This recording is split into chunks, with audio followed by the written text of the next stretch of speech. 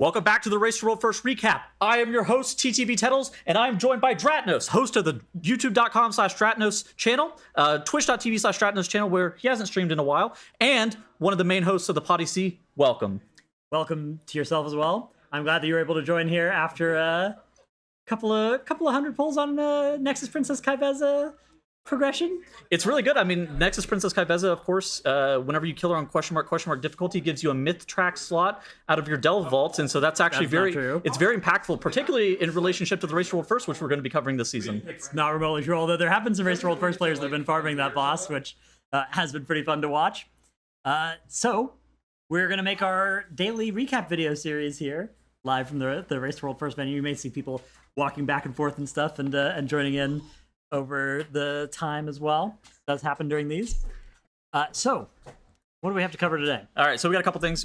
We have recent class tuning, which I think might change maybe some of the comp predictions. I saw you made a comp prediction video. I actually thought it was very well done. I thought most of your takes were correct. I felt like it was pretty good. Yeah, I mean, I feel like this class tuning has potentially thrown some wrenches into that. There's a lack of DKs that I think might exist that previously existed, so we can talk through some of the predictions for class tuning. I think we talk about some of the pre-raid gearing, and I think that there's legitimate discussion about a 3-horse race for this tier, question mark. Yeah, I feel like that has been one of our slides in this first video for the past 3 races now. I don't know. Go back and verify. You can watch our Race to World First recaps for the previous couple tiers, because I think that has been one of them before.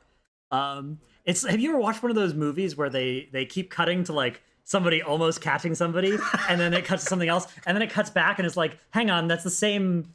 I'm watching the exact same footage over and over again. And it's like, it's trying to make you think they're getting closer and closer, but like, at some point, if you're getting closer and closer, you got to actually catch up, right? Now, hear me out, though. Method got 4 brand new players, That's including now Zalia, Canex, Kush. I think there was maybe somebody else. Yeah, they picked up a bunch of people, not just so those players who had world first experience with Echo and such, but they've also picked up a bunch of people from Laget, I think a Swedish guild. Okay. So yeah, definitely the argument could be made, and some are making it, that they are now seriously in the contention for first with these pickups. I'm still gonna I'm gonna believe it when I see it. I still think their chances are substantially less than both Liquid and Echo of getting first. I think you and I were talking about this. I think that Echo has a better chance than most people would expect to actually get Race to World First, because you look at those players that left for Method and you think, oh, those are historically some of the best players that were on Echo. But I'm kind of the opinion, I'm interested in your thoughts. I feel like it's really difficult to win a Race to World First if you don't have Merez, Roger Brown, and Scripe on your team in some capacity. The leadership core of Echo, I think, is what is more impactful than individually very solid players. Yeah, I would add players like even Rice into that list as well. Sure. Where it's like there are some people that, and for Liquid, you've got, obviously like people like Max, but Siori, stuff like that, where it's like these people being on your team, there's a quality of skill that they have that is just, it's unique, right? There's not a lot of people that have those abilities. So I think it's definitely, I mean, you can make the argument. Definitely Method picked up some really great players this year, but I personally am still thinking it's likely to be a 2-horse race, not a 3. I saw a Maximum tweet, and he was basically like, predict who you think is going to win the Race World First. Most people on that tweet were predicting Liquid. Not surprisingly, it's a Max tweet. But then more people were predicting Method than Echo, which I think to me, I think it's way, like, if I was giving betting odds, I think Method occupies a very small share of the possibility of coming in first. Yeah, I will say again, like that might not represent that much of the actual community sentiment. I mean, it might be some of it, but the population of people that are voting on a Max Twitter poll is going to have gonna have some Echo haters in there as well that are just clicking Method for funsies. But it's definitely true. I mean, I saw a lot of chatter when those roster changes were announced that were like, oh yeah, Echo is now worse than Method. I do think that take is, to the extent that people have it, is probably overstated. It's definitely a little bit exaggerated. What do you think, Kalmazi? Liquid up! Kalmazi thinks it's Liquid tier. Wow. Blatant bias on this unbiased channel. Interestingly enough, Liquid has the opportunity to do something that we've never seen done: sweep an entire expansion where they win every single raid in the expansion. It was very close a couple times. I think Method was close once. I think Paragon was particularly close back in like Warlords of Draenor. But it's never been done. Yeah, depending on how you count it, with like 10s and 25s in some previous expansions. Oh, was there somebody in Mop or Kata? And depending on if you count Highmall as separate from Blackrock Foundry, which I do. But if you didn't, then you could argue that was a Method expansion, every boss. But either way, it is a big opportunity for Liquid if you want it to be, but also, you know, so it's another race like any other. Liquid are coming in, though, off of a 2-race win, which, you know, is something, but it's also been true that if you look over the past 10 races, there's been a lot of streaks of 2 and 3. Nothing longer than that, though, so we'll see. Yeah, I think it'll be super interesting. Okay, so that's kind of where we're sitting in terms of the 3-horse race. Pre-raid gearing, we've seen some stuff that's kind of interesting. We've seen Hardmode Tazavesh. That's going to be potential. You made a really good video about like frequently asked questions from viewers about what is the current state of the race. I would recommend people go watch that if you're like a brand new viewer. That kind of added a bunch of stuff. Yeah, just like a 35-minute monologue about here's how the Race to World First works. Yeah. Here's why they're doing splits and what those are accomplishing. Yeah. What are you kind of expecting for like the pre-raid gearing? Maybe something that's happened this week, or potentially like what is the beginning of next couple of days going to be looking like gear-wise? It feels like this week where we're recording this, so the week of the 5th, not the week of the 12th. Yeah. Really didn't matter much at all. I mean, they were doing M0s. Some people will come into the first week with a champion track version of a good trinket already. People were paying for M0 helpers. Yeah, it's a case of like there's nothing else to do during the week of the 5th, so you may as well optimize it. But it's probably true that if you could trade all of that time doing M0s for like 30 more minutes in the actual week of the raid coming out, that would be a good trade. Sure. Yeah. And then as for like what's going to happen in the next couple of days, we're going to immediately start. Guilds are going to go into heroic splits. They're going to be gearing up, trying to identify what characters are going to be mains for a lot of people, prioritizing very valuable tier sets at high item levels and particular trinkets. I know the raid trinkets for casters look exceptionally good from the raid. I don't know if Mythic Plus trinkets. There's a few that are decent. Are melee DPS also on?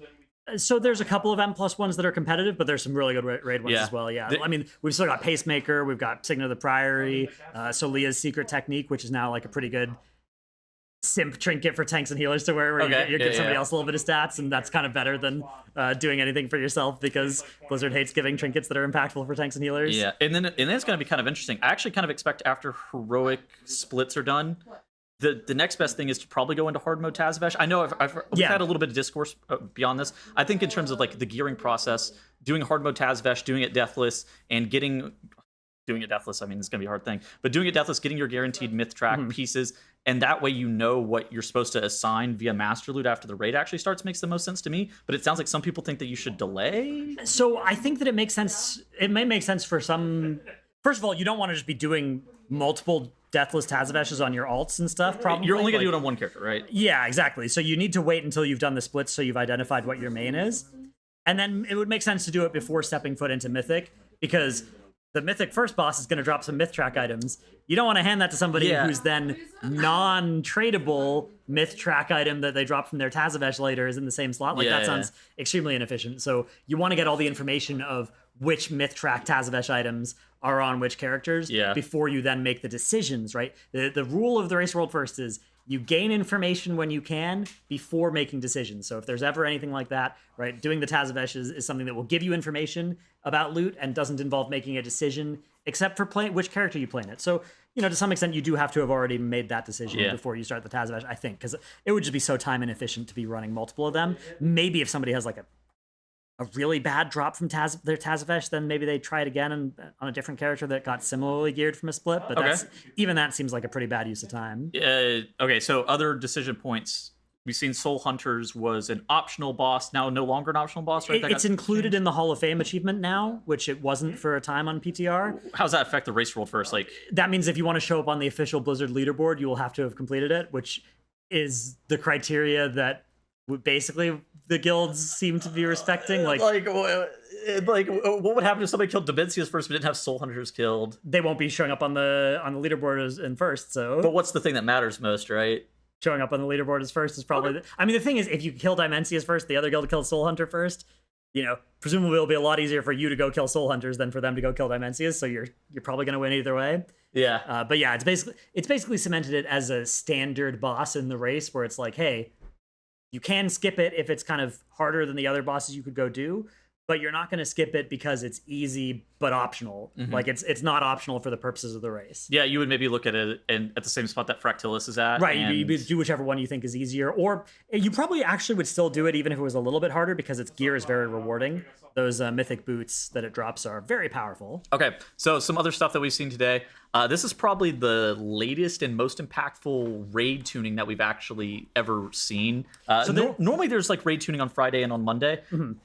I think it's normally just like very small aura buffs to bad underperforming specs and very small aura nerfs to overperforming specs. But I feel like we've actually gotten some larger changes than we historically see. Some stuff as much as like Havoc Demon Hunter's getting all ability damage increased by 5%. I know Balance Druid ended up getting probably like a 5 or 6% buff as well. Some of the other specializations, Enhancement Shaman ended up getting a decent buff. And then we had some of the damage going down on things like Demonology Warlock. We saw that Frost Death Knight damage down. Feral Druid recently got a buff. It's going to be interesting to see where the Mark of the Wild is brought from. Frost Mage getting a little bit of a nerf.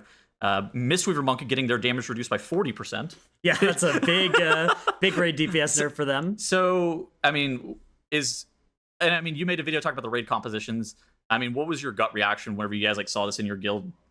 Yeah, I mean, the big question marks for me. So there's been this comp that, has been kicking around that people have been talking about of like Og Evokers buffing Frost DKs. Okay. And the nerfs to Frost DK definitely make that something that it might still be good, but it'll be less good than before the nerf, obviously. I've seen some Rider Unholy DK sims now simming higher than Frost. Rider Frost, yeah. Yeah, and then I think Ellie Shaman's now the highest simming specialization in the game at like 6.3 mil or something like that. Ellie Shaman looks really good as well because it's one of those specs that sims well and works well in the real world. Yeah.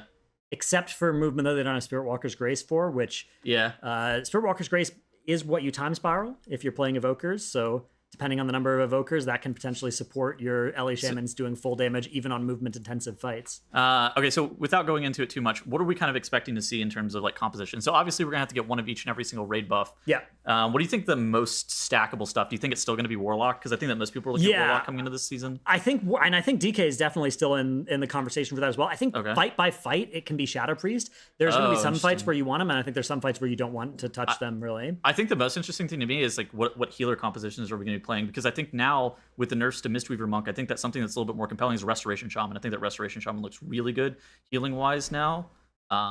Obviously they do 0 DPS and there's kind of this if you're playing an Ellie, you've already got your raid buff covered there. It's less about the raid buff and it's more about the healing. Yeah. Okay, so what are you kind of expecting tanks? It's Paladin tank, I think right? the Prop Paladin is going to be very common, because the Rep Paladin looks very anemic. Holy Paladin is playable if you want to play 2 other tanks, but I don't think it's Fury looking Warrior. good. Fury Warrior is decent, but I think most people are on Prop Warrior. I think Prop Warrior will work out well. Yeah, I mean, the other thing is they buffed Havoc, which makes Vengeance replacing Havoc less enticing. Definitely was something to, and it might still be. I mean, Havoc, even after the 5% buff, is still not looking great. But so maybe something like that. You would need one now, yeah. Okay, so where do you think about Mark of the Wild? Mark of the Wild's kind of interesting. I think it's still Resto Druid is probably your easiest way of doing that. I think Feral's actually pretty compelling after the buff. Yeah. They're probably like the 5th or 6th highest simming specialization now at like 5.9 million. Obviously, sim DPS isn't necessarily the most telling, I would say, but there's possibilities there. What do you think? You're talking about Og. Is Og dead if Frost DK is not in? If it's like Unholy? I think there are still going to be some fights where you could play Og reasonably happily. What's Dev looking like? I heard you talking about. I think Dev will look good on some of the fights. Like Nexus King Salhadar looks like a solid Devastation Evoker encounter, and the early bosses as well. I wouldn't really want to bother trying to set up Augmentation Evoker on a 30-pull boss. Yeah, mages. I mean, Frost was by far the highest simming specialization and the one that looked like it was going to see the most representation. I think Arcane is going to be used on more bosses after this, even the 3% Frost nerf. But I mean, both you'll be able to play both. Arcane is kind of interesting because I think there's a couple bosses in like Forge Weaver, Soulbinder, or Soulrender. What's that name? Soulbinder, yeah. Soulbinder, yeah. That have a bunch of like ad cleave where getting any additional funnel from Arcane is compelling. Resonance is still very strong. Okay, so looking at the other stuff, we think Ellie Shaman's good, right? I like Ellie Shaman, yeah. Yeah, I think Ellie Shaman's good, but I also think that Resto Shaman's good. Yeah, you could play both. There's even though it's not a raid buff, it still could be good. Yeah, Hunter, Mark Sims the highest. I don't feel like anybody's like gassing up Hunter that much. I think it's 1 Hunter tier, yeah. We're in a weird situation where I think a lot of people are like pretty high on the range DPS and pretty low on the melee. So at that may be one of the reasons that the Feral ends up seeing play. Just maybe there's an opening for it. You've described Rogue as aggressively mid. Subtlety seems to be the Rogue specialization. I think that aggressively mid might be even generous to where Rogue is currently. Yeah, it depends on how you hear mid. If you think mid stands for middle, or if you think it's got, because I think mid has a slightly more negative connotation than the word middle. So you think like what Shadow Priest is here? I think it depends on the fight, right? Like I don't think there's going to be a lot of one Shadow Priest fights. I think there's going to be a lot of 2+ and a lot of 0. So let's put the Shadow. You can put 1 though, if we're doing like an aggregate comp. I was just thinking. Okay, then I'm a believer in this Restoration Shaman specialization. I think the specialization is actually sick. I think you want a healer priest still, like a healer priest. A lot of people are actually pretty high. Okay, it's interesting because a lot of people are actually high on Preservation Evoker. True. I think there's a world where you maybe play like Preservation Evoker and you drop this Resto Druid. Play the Feral. Yeah, play the Feral in some capacity. I think that's a way that you can start to slot some stuff in because go for it. Specialization. What do you want? I mean, is it just a Warlock stacked here? Or are we just like tripling up on the Warlock? I don't feel like. I don't think that there's room to do that. Really? I mean, we got so many ranged, and I don't really know. I mean, yeah. These Augs, it would probably be another melee, but like in most situations, you want about 10 melee. Mistweaver kind of occupies that same slot. We're in a situation where we're at what, like 7?